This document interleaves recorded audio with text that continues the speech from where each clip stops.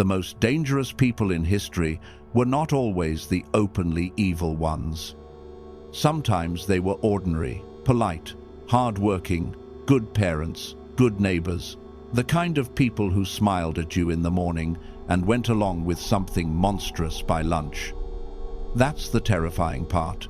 The real threat isn't stupidity as ignorance, it's stupidity as a weapon, a social force that can hijack normal minds and turn them into obedient repeaters of whatever the crowd needs them to believe. You've seen a small version of it. Someone you respected, maybe even someone intelligent, suddenly becomes irrational, not slowly, overnight. They start defending obvious contradictions with absolute confidence. They repeat slogans like they're sacred texts. They get furious at simple questions, as if asking, "How do you know that?" is an insult. And the more evidence you show them, the more aggressive they become. At first you assume it's misinformation. You think, if I just give them the facts, they'll wake up. But then you notice something unsettling. Facts don't wake them up. Facts bounce off.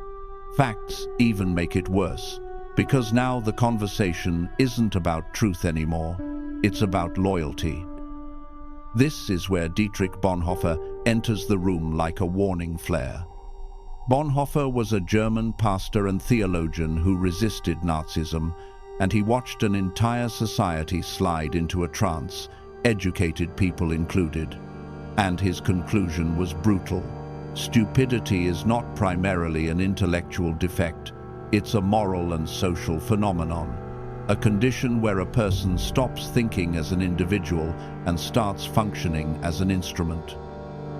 And once it takes hold, the person still speaks, still posts, still votes, still shouts, but the thinking is outsourced. You're not facing a mind anymore. You're facing a mechanism that repeats what it's rewarded for, repeating again and again. In other words, the stupid person in Bonhoeffer's sense isn't someone who can't understand, it's someone who won't. Someone whose inner agency has been surrendered to a group, a leader, a fear, a promise of belonging. They don't argue to discover reality, they argue to protect the spell. That's why debate fails. You can't debate your way out of mass stupidity, because mass stupidity doesn't operate by reasoning. It operates by pressure, by emotion, by identity, by punishment and reward. It's less like a bad idea and more like an infection. It spreads through contact, it strengthens in crowds, and it targets the parts of you that crave safety more than truth. So here's the question that should make your skin crawl. If stupidity spreads like a contagion, what exactly is it feeding on inside people? And why does it seem to explode when groups form, when fear rises, and when power demands obedience? Bonhoeffer's theory of stupidity is unsettling because it attacks a comforting myth that ignorance is the enemy and information is the cure. He watched educated, capable people participate in a national delirium, and he concluded that what happened wasn't mainly a failure of intelligence, it was a surrender of agency. For Bonhoeffer, stupidity doesn't mean someone is mentally slow. It means they have stopped being inwardly free. The steering wheel of their mind is no longer in their hands. Under certain pressures, fear, ideology, social reward, group identity, the individual conscience is replaced by the crowd mind. They don't ask, "Is this true?" They ask, "Is this ours?" They don't respond to evidence, they respond to power signals. Who gets approved? Who gets punished? Which words earn applause? Which doubts get you exiled? You can hear the shift in how they speak. Their sentences become borrowed. Their vocabulary becomes a uniform. They repeat pre-packaged phrases with a strange confidence that doesn't come from understanding, but from membership. Ask them to define what they mean, and they stumble, yet they can recite slogans perfectly. Ask for a source, and they offer a tribe, everyone knows. Only an idiot would question this. That's propaganda. Certainty becomes armor, because uncertainty would mean standing alone, and standing alone is what the group has trained them to fear. This is why the stupid person, in Bonhoeffer's sense, is often unreachable through debate. The problem isn't that they lack facts. The problem is that facts are no longer the point. Their identity is fused with a narrative, and the narrative is fused with belonging. So your evidence doesn't land as evidence, it lands as a threat. A calm question feels like betrayal. A request for clarity feels like sabotage.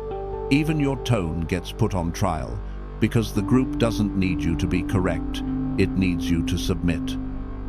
And here's the escalation. Bonhoeffer hints at stupidity resists instruction because it is not a knowledge problem, it is a will problem.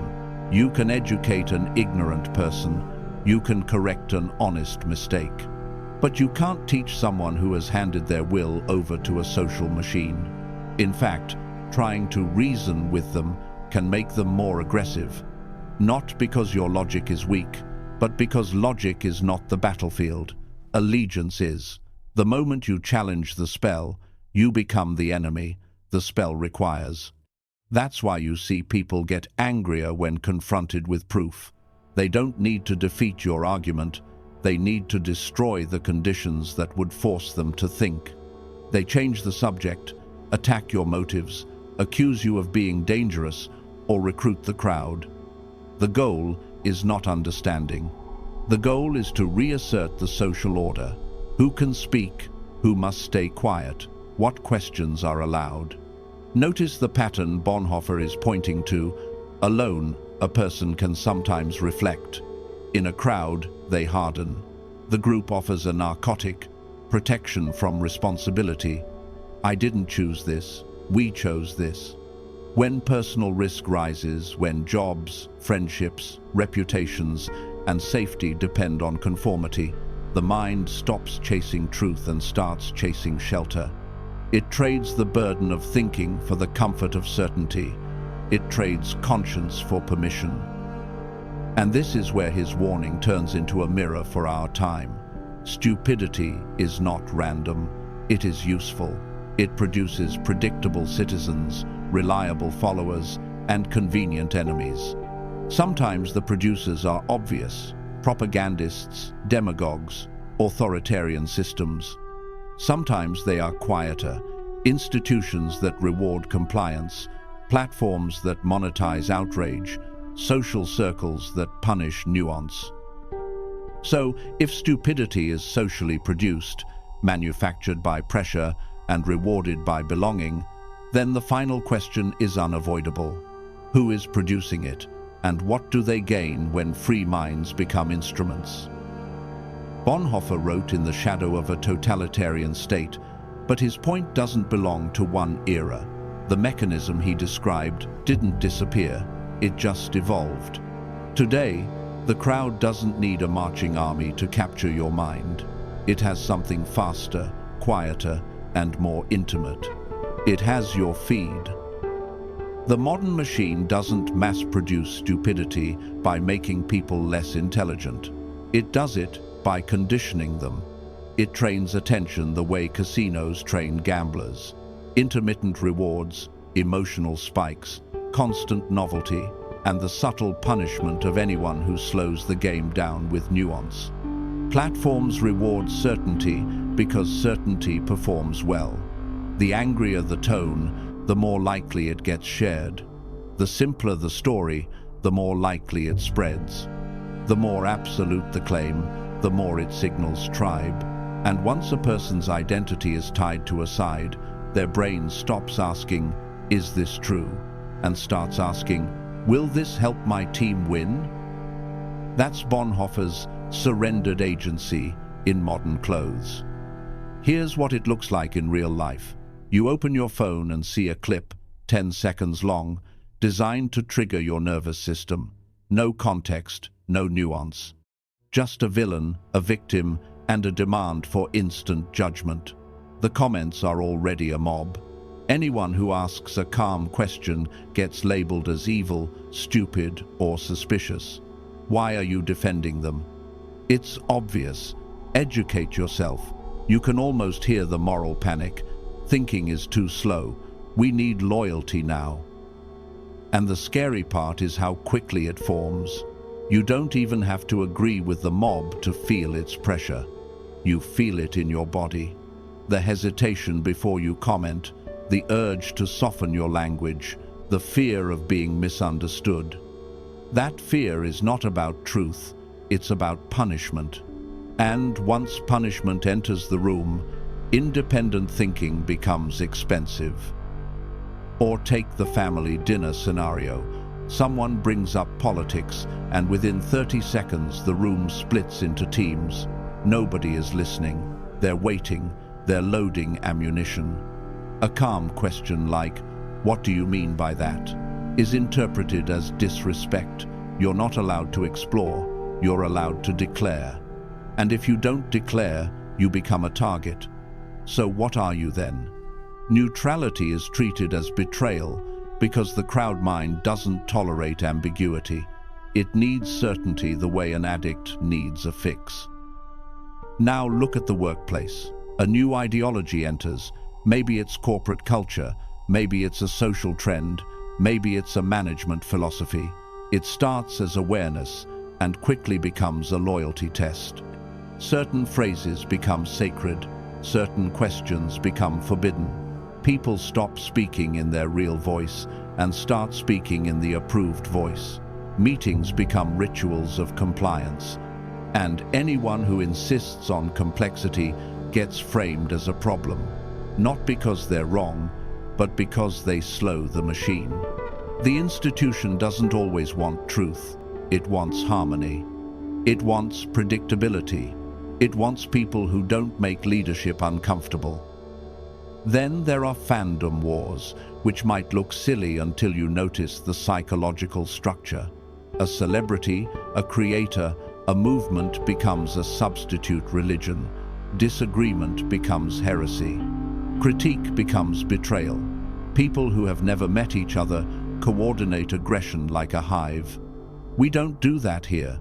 If you don't support this, you're against us. And suddenly you're not dealing with individuals anymore. You're dealing with a collective nervous system. The person typing isn't thinking alone. They're performing for the group, feeding off approval, afraid of being cast out. That's the machine in action. Algorithmic outrage, plus tribal identity, plus social punishment for nuance. And it works because the incentives are aligned. Platforms want engagement, tribes want loyalty, institutions want compliance, influencers want certainty because doubt doesn't sell. The result is a culture where the boldest simplification wins, and the person who says, "I'm not sure," is treated like a weakling. Bonhoeffer warned that stupidity flourishes where power wants obedience, not thought. Notice how modern power operates. It doesn't always command, it nudges. It doesn't always censor, it pressures. It doesn't always imprison, it deplatforms, shames, isolates, demotes, or quietly brands you as unsafe. And when people sense that social survival depends on repeating the right phrases, they stop thinking like humans and start functioning like instruments. Which leads to the uncomfortable open loop. If you're listening to this and thinking, "That's other people, I'm immune," be careful. That confidence might be the first symptom. Because the crowd mind doesn't announce itself as a crowd mind. It announces itself as righteousness. And the moment you can't imagine being captured is the moment you're easiest to capture. There is no perfect vaccine against the crowd mind. If you're human, you're influenceable. If you need belonging, you're temptable. The goal isn't to become invincible. The goal is to become awake enough to notice when your mind is being borrowed. Bonhoeffer's antidote is not a clever argument, it's a moral stance. Because the war is not over information, it's over agency. whether you remain a person with an inner compass or become a tool that repeats what keeps you safe. The first practice is to reclaim silence, not as a luxury, as self-defense. Constant input makes you reactive. It trains your nervous system to live in emergency mode, where you can be steered by whatever is loudest. Silence reverses that. Solitude doesn't just rest you, it returns your mind to you. It's the only place where you can hear your real thoughts instead of the thoughts you've been fed. If you want a simple test, ask, when you're alone without distractions, do you feel peace or do you feel withdrawal? If you feel withdrawal, your mind has been trained to need noise. And that noise is where the crowd mind slips in. The second practice is slow truth. Crowds move fast. They demand instant reactions, instant outrage, instant allegiance. Slow truth is your refusal to play that tempo. Before you repost, before you condemn, before you join the pile-on, you pause. You read beyond the headline. You trace the source. You ask, what would I believe if nobody rewarded me for believing it? Writing is powerful here. When you write your thoughts out, you can't hide behind slogans. You see gaps. You notice when you're repeating. You notice when you're trying to sound right instead of be right. Slow truth feels boring to the addicted mind, which is exactly why it's cleansing. The third practice is to build anti-tribe friendships. Not friends who agree with you. Friends who can disagree with you without punishing you. People who value honesty more than harmony. People who can say, I don't buy that, and still respect you. These friendships are rare because they require maturity, and maturity is expensive. But without them, you're vulnerable. Because when your only social safety comes from one tribe, you will eventually lie to keep your membership. Bonhoeffer understood the social cost of independent thinking. Isolation is the threat that keeps people obedient. Anti-tribe friendships are how you break that threat. The fourth practice is to refuse performative certainty. This is the one that separates conscience from ego. The crowd rewards confidence, even when it's fake. It punishes uncertainty, even when it's honest. So you practice the most dangerous sentence in a tribal culture, I don't know. Not as weakness, as integrity. If you can't say, I don't know, you will eventually pretend.